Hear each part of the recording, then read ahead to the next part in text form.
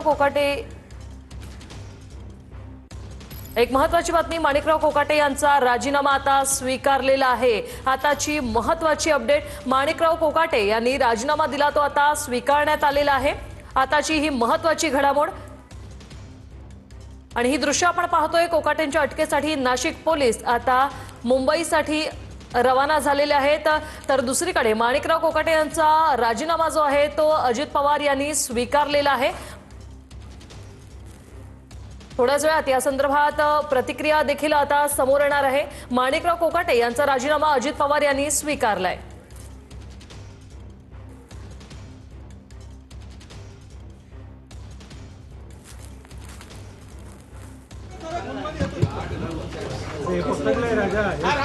मी पकडतो, तुम्ही सोडा।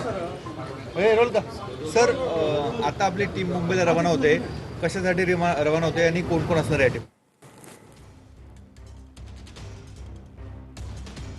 ही दोन दृश्य आपण पाहतोय। एकीकडे कोकाटे यांच्या राजीनाम्यासाठी आता नाशिक पोलीस मुंबईला रवाना होतात, तर दुसरीकडे कोकाटेंचा राजीनामा अजित पवार यांनी स्वीकारलेला आहे। अजित पवार यांनी कोकाटेंचा राजीनामा मुख्यमंत्र्यांकडे सोपवलेला आहे। माणिकराव कोकाटे यांच्या अडचणी आता जास्तच वाढत चाललेल्या आहेत। त्यांचा राजीनामा जो आहे तो अजित पवार यांनी स्वीकारलेला आहे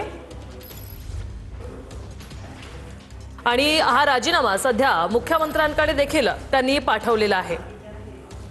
ही राजीनामा पाठवल्याची ही दुसरी दृश्य आपण पाहतोय। हॉस्पिटलमध्ये जाता या सगळ्या टीमला घेऊन? हो। बरं, पुढची कारवाई कशी असेल सर? ही कायदेशीर कारवाई कशी? आता गेल्यावर वॉरंटची बजावणी करणार आहे कोणाच्या आम्ही। नेतृत्वामध्ये ही टीम जाते? कोण कोण? माननीय पोलीस आयुक्त श्री संदीप कर्णिक सर यांच्या आदेशाने नेतृत्वाखाली ही टीम काम करत आहे। थँक्यू।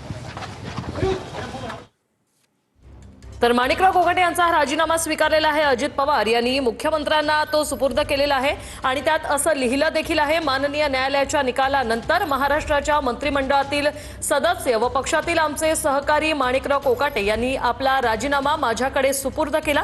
कायदे नियम हे सर्वोच्च स्थानी असून ते कोणत्याही व्यक्तीपेक्षा सर्वतोपरी आहेत, असं अजित पवार यांनी म्हटलेलं आहे।